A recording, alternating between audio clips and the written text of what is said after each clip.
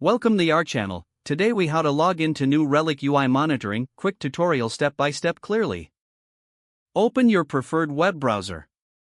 In the address bar, type in the URL for New Relic. Press the Enter key to navigate to the New Relic homepage. Once the page loads, look for the Login button, typically located in the top right corner. Click on the Login button. You will be directed to the login screen. Here, enter your registered email address in the first field. Next, input your password in the second field. Make sure to double-check your entries for accuracy. If you have forgotten your password, click the Forgot Password link to initiate the reset process. Once your email and password are correctly entered, click on the Login button. You may be prompted to verify your identity via two-factor authentication. If so, follow the on-screen instructions to complete the verification process. After successful login, you will be taken to the new Relic UI dashboard. Take a moment to familiarize yourself with the layout and options available. Now you are ready to start monitoring and analyzing your applications. If the page does not load, refresh the browser or try again in a private or incognito window.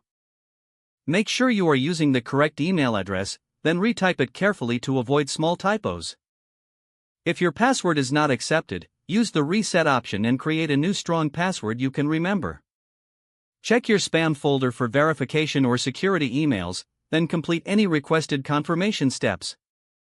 Enable two-factor authentication if available to improve account security and reduce unauthorized access risk. After signing in, review your profile details so your contact information and settings are accurate and current. If you see an error message, note it down and try again after restarting your device and internet connection. Log out when you finish, especially on shared devices, to keep your account and payment information secure. If the page does not load, refresh the browser or try again in a private or incognito window.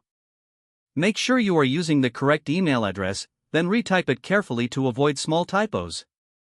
If your password is not accepted, use the reset option and create a new strong password you can remember.